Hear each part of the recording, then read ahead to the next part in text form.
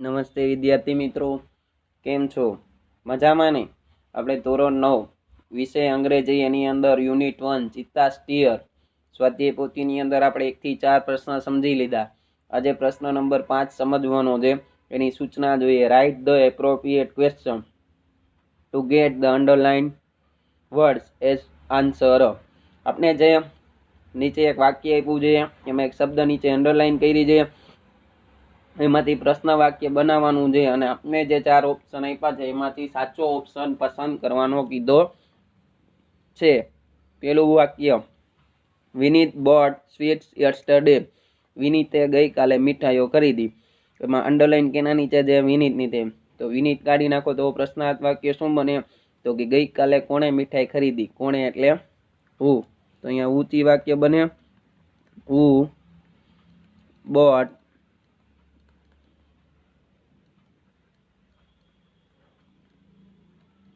Sweets yesterday.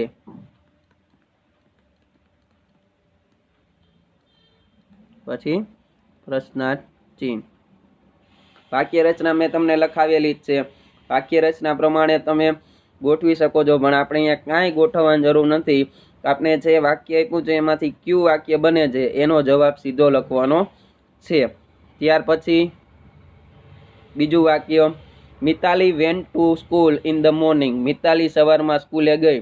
એમાં in the morning નીચે underline છે, એટલે સવારમાં કાઢી નાખો તો મિતાલી ક્યારે સ્કૂલે ગઈ. બરોબર, આવું થાય.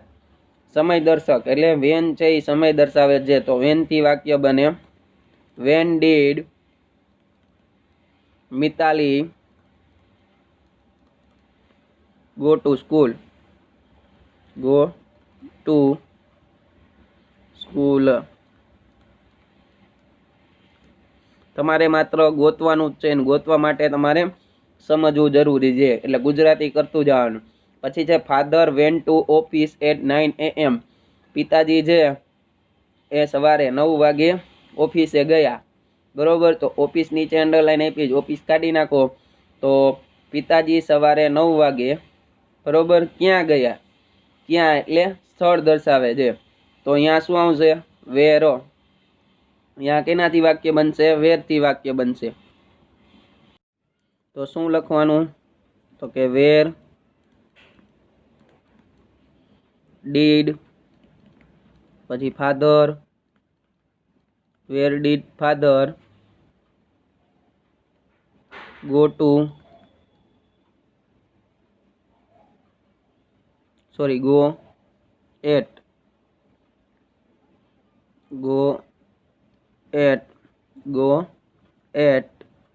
9 AM. 9 AM. પછી ક્વેશ્ચન માર્ક. ત્યાર પછી Radha bought book from the market. એટલે કે રાધાએ બોટ એટલે ખરીદી, બુક એટલે ચોપડી, ફ્રોમ એટલે માંથી, ધ માર્કેટ એટલે બજાર, બજારમાંથી રાધાએ ચોપડી ખરીદી. તો બુક નીચે અંડરલાઇન છે, કાઢી નાખો તો બજારમાંથી રાધાએ શું ખરીદ્યું? શું મતલબ વોટ, એટલે વોટ વાળું વાક્ય બનાવવાનું. What did Radha buy. Bought નું શું થઈ ગયું? જો અહીંયા બાય થઈ ગયું, કેમ કે અહીંયા ડીડ આવ્યું એટલે. From the market.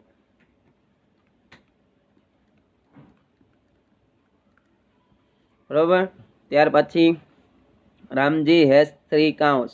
Ramji have has છે એટલે એ માલિકી દર્શાવે, એટલે રામજી પાસે 3 ગાયો છે.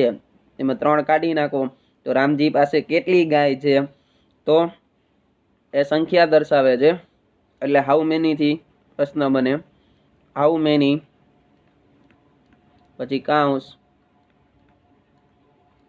Does Ramji have. Ramji have. પ્રશ્નાર્થ ચિહ્ન. ત્યાર પછી એક્સપ્રેશન છે, match the expression with the proper function they convey. નીચે જે આપેલા છે એને એકાબીજા સામે જોડવાના છે, મેચ કરવાના છે, જોડકા જોડો એના જેવું જ છે. તો અહીંયા પેલું છે વોટ અ સેમ. શું છે પેલું? વોટ અ સેમ એટલે એ શરમજનક વાત થઈ, બરોબર.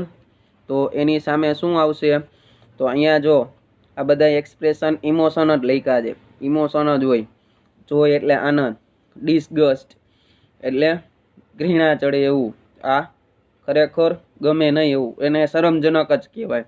પછી સેડનેસ એટલે જે દુઃખની વાત છે એ દર્શાવે છે, અને ગુડ વિશિસ એટલે શુભેચ્છા. તો પેલા સામે શું આવે? એક્સપ્રેસિંગ ઇમોશન, એમાં ડિસગસ્ટ. તો આપણે અહીંયા લખી એક્સપ્રેસિંગ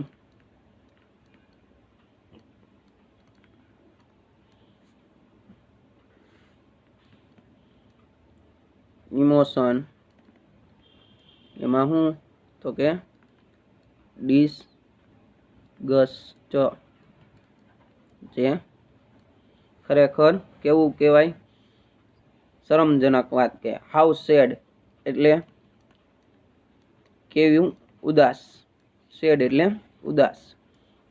તો સેડ વાળું એમાં આવશે, બરોબર. તો અહીંયા એક્સપ્રેસિંગ ઇમોશન અને એમાં આવશે સેડનેસ.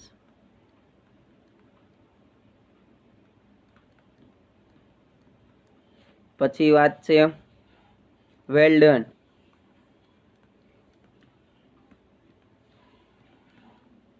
એટલે ખૂબ સરસ. તો એમાં એક્સપ્રેસિંગ જોઈ પણ આપણે લઈ શકીએ. તો અહીંયા એકમાં આપણે બદલાવશી એક્સપ્રેસિંગ ઇમોશન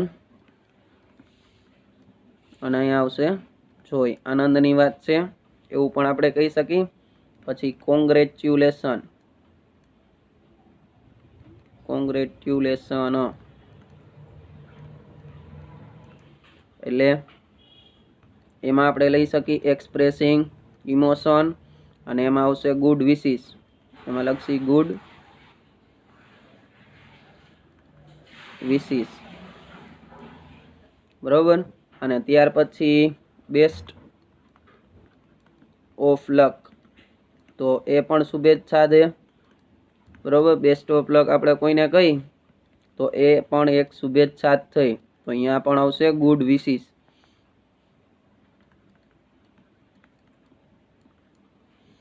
બરોબર. ત્યાર પછી complete the sentence with the function given in the brackets. વાક્ય પૂરું કરવાનું છે જે ફંક્શન આપ્યું છે એનો ઉપયોગ કરીને. પછી જોઈએ પેલું વાક્ય, યુ હેવ ટેસ્ટ ટુમોરો. ગઈકાલે તમારે પરીક્ષા છે, આવતીકાલે તમારે પરીક્ષા છે. તો એક્સપ્રેસિંગ ઇમોશન, તો મારે ઇમોશન તમારું હોય તો મારે અહીંયા શું લખવું હોય? તો અહીંયા આમ તમે લખી શકો બેસ્ટ ઓફ લક,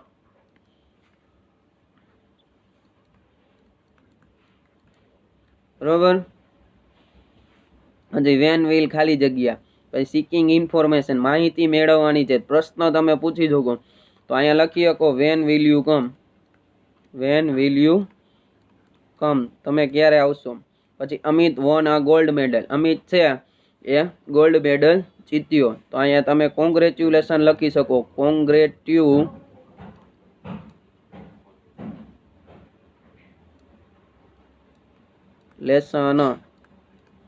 કોંગ્રેચ્યુલેશન એમ તમે એને કહી શકો, બરાબર. પછી Mita could not come for the picnic. હવે આપણી બેસ્ટ ફ્રેન્ડ હોય અને એ પિકનિકમાં ન આવે તો આપણા માટે એ કેવી વાત થઈ? તો કે એ દુઃખની વાત થઈ. તો તમે એમ કહી શકો હાઉ સેડ, બરોબર. પછી જે વાય ડીડ, પછી ખાલી જગ્યા, સીકિંગ ઇન્ફોર્મેશન, માહિતી મેળવવાની છે. તો અહીંયા તમે એવું પણ કહી શકો કે ફાધર, વાક્ય બનાવવાનું છે, get angry, father get angry with you. પિતાજી તમારા પર ગુસ્સે શા માટે થયા? બરોબર. પછી હી હેઝ ચીટેડ અસ, અમને એણે છેતર્યા. તો હાઉ ડિસગસ્ટિંગ,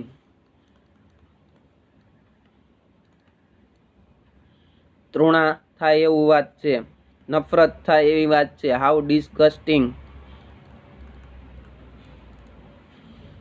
પછી we have complete the project on time, અમે અમારો પ્રોજેક્ટ સમયસર પૂરો કરી દીધો. તો જોઈની વાત છે તો અમે ત્યાં આવું લખી શકો બ્રેવો, એ એક શું છે કે હેપીનેસ દર્શાવતો શબ્દ છે બ્રેવો.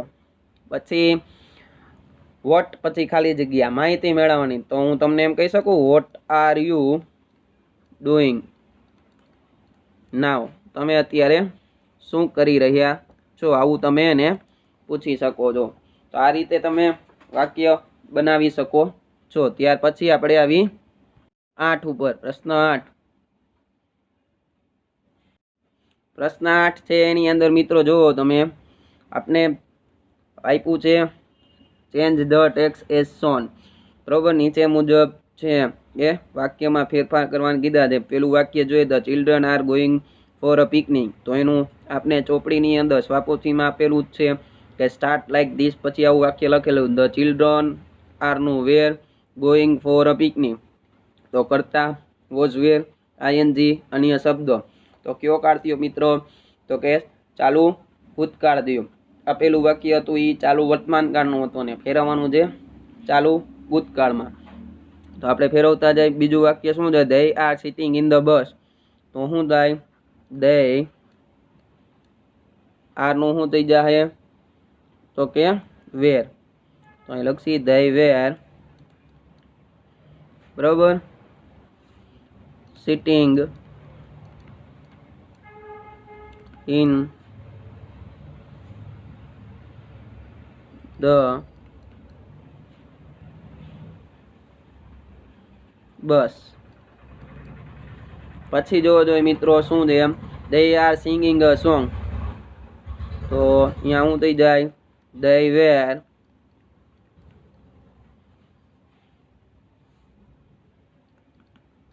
singing a song, તેઓ છે એ ગીત ગાઈ રહ્યા હતા. પછી ઓલ આર હેપી, તો અહીંયા શું થઈ જાય ઓલ વેર હેપી. અને લાસ્ટમાં the teacher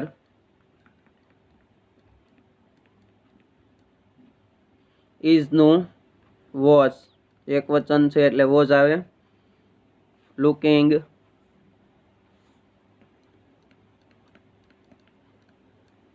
out of window, looking out of the window, out of the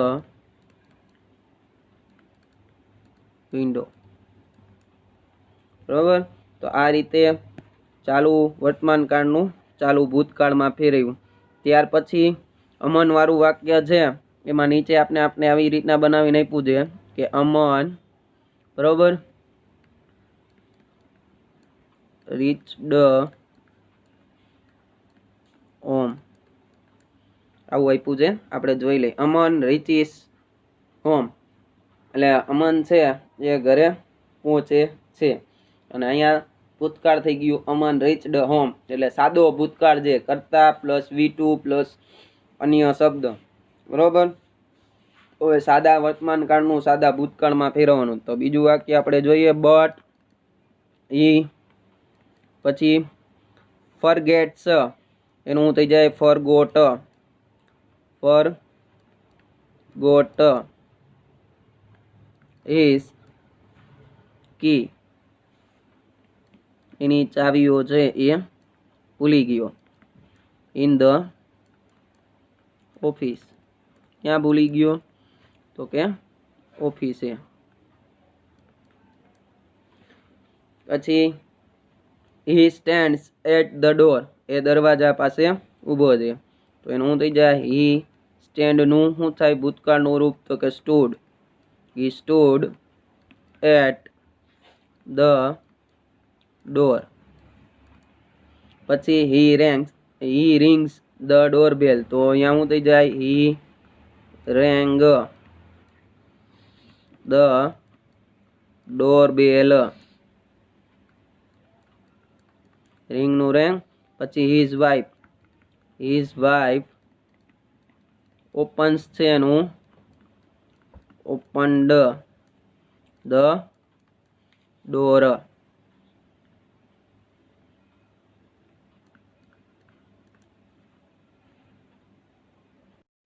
ત્યાર પછી શું છે? Ramu is watering the plants. એનું શું આપ્યું છે આપને? તો કે Ramu was watering the plants. એટલે અહીંયા ચાલુ વર્તમાન કાળ આપ્યું છે ને એનું થયું છે ચાલુ ભૂતકાળમાં. તો હમણાં ઉપર કર્યું એમ જ.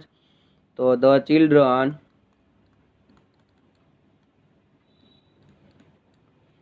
આર જે એનું શું થઈ જાય? તો કે બહુવચનનું રૂપ જ આવે ભૂતકાળમાં. તો were playing in the garden. પછી દિશાવાળું વાક્ય જોઈએ તો કે દિશાસ પેટ ડોગ. તો અહીંયા લખીએ આપણે દિશા પેટ ડોગ. ઇઝ છે એનું શું થઈ જાય? વોસ પ્લેઇંગ અને વિથ અ બોલ. વિથ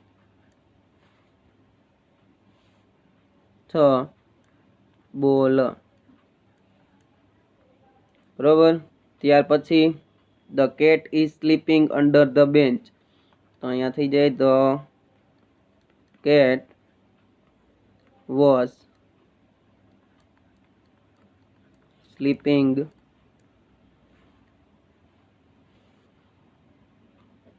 અંડર ધ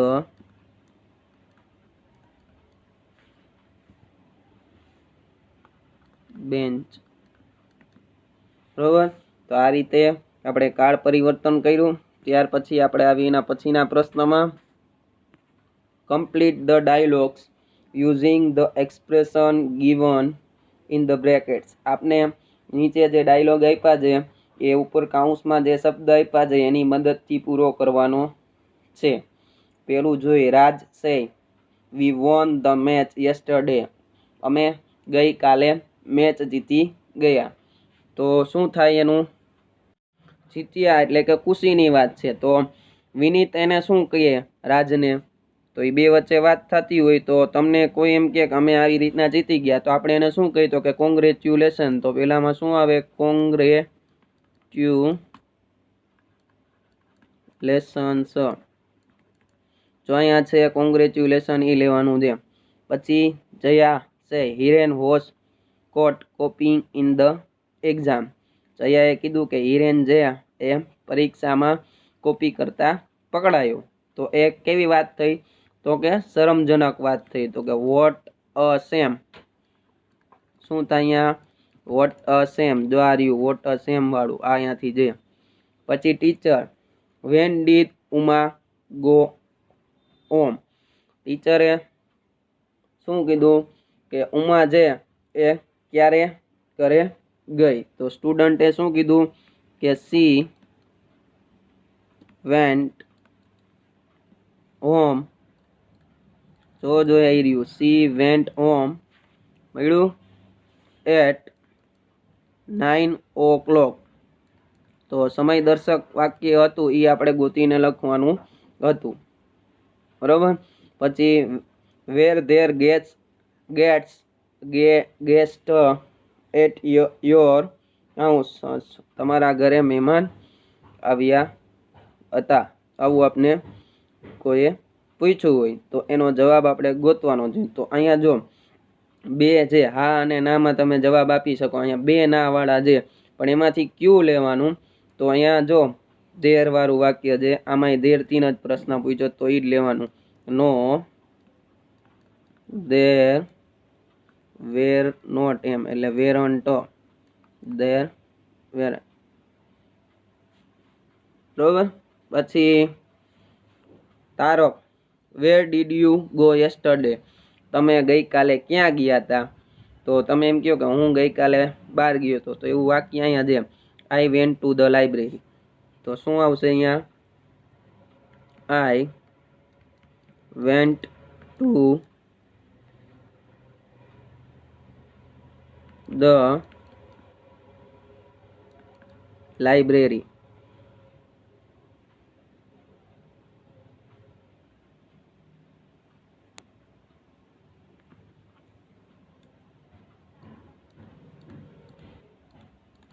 બરાબર. પછી Gita, did he listen to you, શું તે તમને સાંભળે છે? તો હા અથવા નામાં તો એક જ ના વાળું વધ્યું હતું, નો હી ડીડન્ટ, એટલે હી ડીડ નોટ. અહીં આપણો 9મો પ્રશ્ન ડાયલોગ વાળો પૂરો થાય છે. બરોબર. ત્યાર પછી આપણે હવે જે સમજવાનો છે એ પ્રશ્ન વધ્યો છે, પ્રશ્ન નંબર 10, કે જેમાં તમને એક એસે લખવાનો કીધો છે. એ આપણે જોશું કેવી રીતના લખવાનો છે.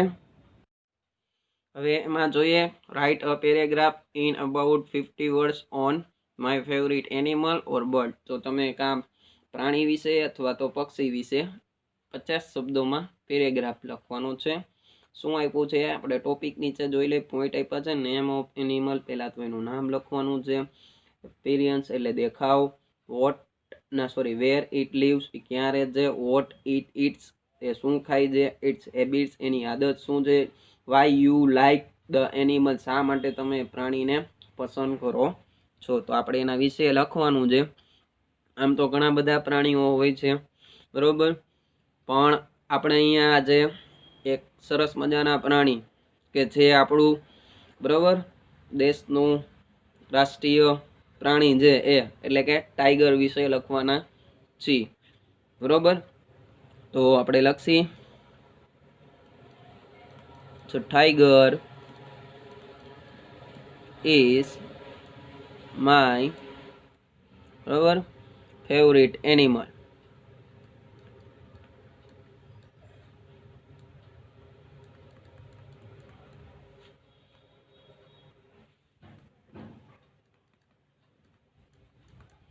વાઘ છે એ મારું પ્રિય પ્રાણી છે.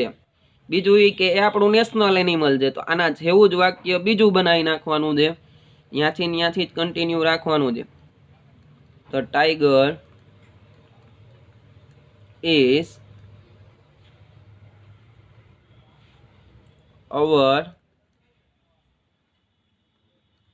નેશનલ, રાષ્ટ્રીય એને નેશનલ કહેવાય, નેશનલ એનિમલ. પછી એક કેવું પ્રાણી છે, તો એ જંગલી પ્રાણી છે. તો હજી એક વાક્ય એવું જ બને, તો કે it is a wild animal.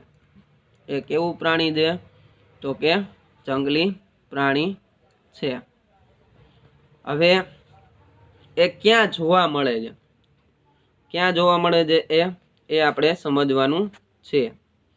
તો એ મોટા ભાગે જંગલની અંદર તો જોવા મળે આ બધા જંગલી પ્રાણી. અને ટાઈગર છે એ મોટા ભાગે આપને ખબર છે કે પશ્ચિમ બંગાળ છે ત્યાં વધારે જોવા મળે છે. તો આપણે લખી, ઇટ ઇઝ મેઇનલી, મુખ્યત્વે, ફાઉન્ડ ઇન ધ જંગલ. એને જંગલ જ કહેવાય અંગ્રેજીમાં, ફોરેસ્ટ કહેવાય, પણ આપણે અહીંયા લખી જંગલ, જંગલ્સ ઓફ બેંગાલ. એટલે કે તે મોટા ભાગે બંગાળના જંગલોમાં જોવા મળે છે. બરોબર. પછી ટાઈગર છે એ કેવું પ્રાણી છે, તો એ જે એ સ્ટ્રોંગ એટલે મજબૂત પ્રાણી છે. તો આપણે લખીએ, it is a strong animal, strong animal.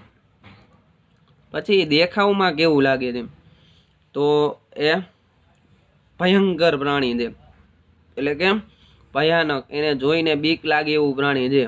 આપણી સામે આવી ગયું હોય તો આપણે બી જાય. તો ઇટ લુક્સ,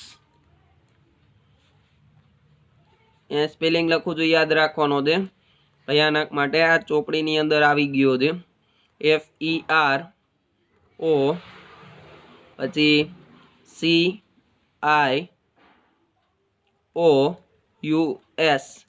એને ફિરોસસ એટલે વિકરાળ અથવા તો ભયજનક ભયાનક એવું કહી શકો બરાબર। પછી આપણે હવે એનો દેખાવ લખવાનો છે ઇટ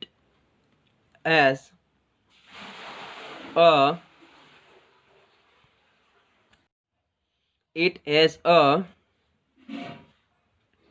બ્રાઇટ એટલે ચમકતું પછી કે યલો બ્રાઇટ યલો કલર એ ચમકતા પીળા રંગનો દેખાવમાં હોય ને બરોબર અને એના શરીરે શું હોય કાળા પટ્ટા હોય તો એને શું કહેવાય એન્ડ બ્લેક પટ્ટાને અંગ્રેજીમાં કહેવાય સ્ટ્રાઇપ્સ તો એનો સ્પેલિંગ આમ થાય STRIPES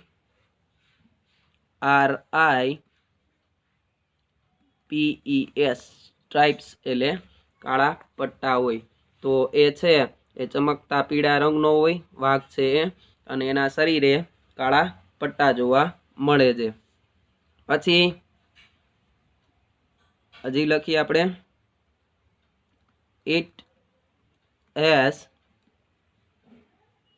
bright shining it has bright shining eyes એની આંખો પણ કેવી હોય તો કે ચમકતી આંખો વાળો દેખાવમાં લાગે। પછી ઇટ હેઝ PADDED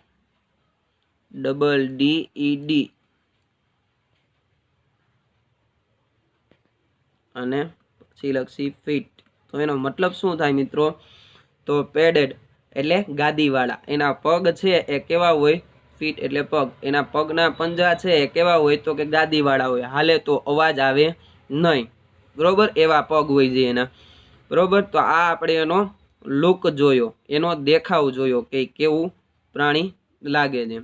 પછી આપણે વાત કરી આપણે તો હજી આમાં આપણે લખી શકીએ કે it can walk or run without making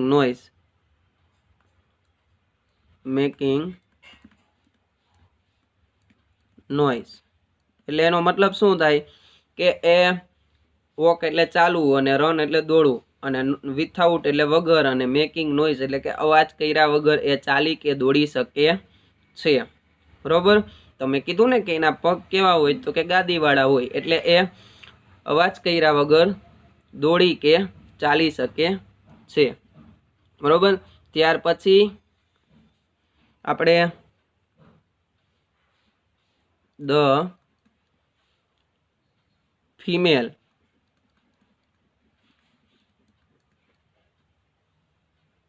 tiger is called આવું આપણે એક સ્ત્રીલિંગ અને પુલ્લિંગ વાળામાં સમજી ગયા હતા જેન્ડર ચેન્જની અંદર the female tiger is cold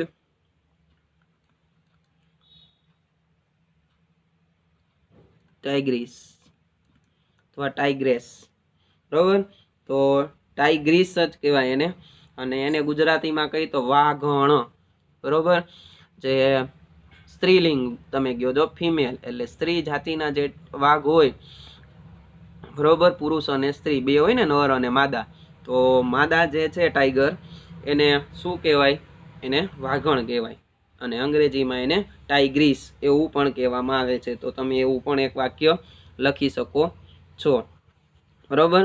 પછી ટાઈગર વિશે બીજું વાત કરીએ તો એ કેવું પ્રાણી છે તો કે એ માંસાહારી પ્રાણી છે એવું પણ તમે કહી શકો છો તો આપણે એનું એક વાક્ય લખી શકીએ તો અહીંયા લખી the tiger is a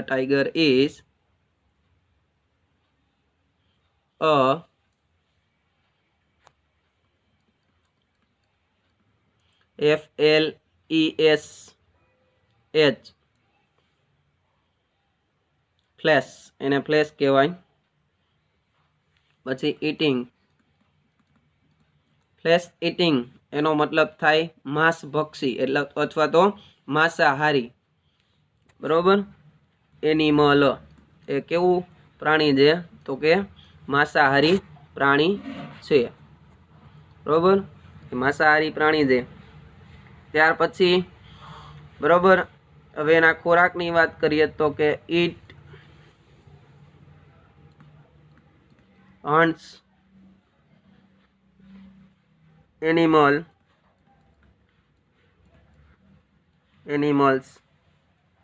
like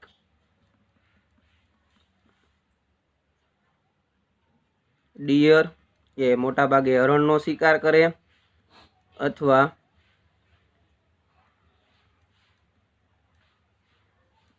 bears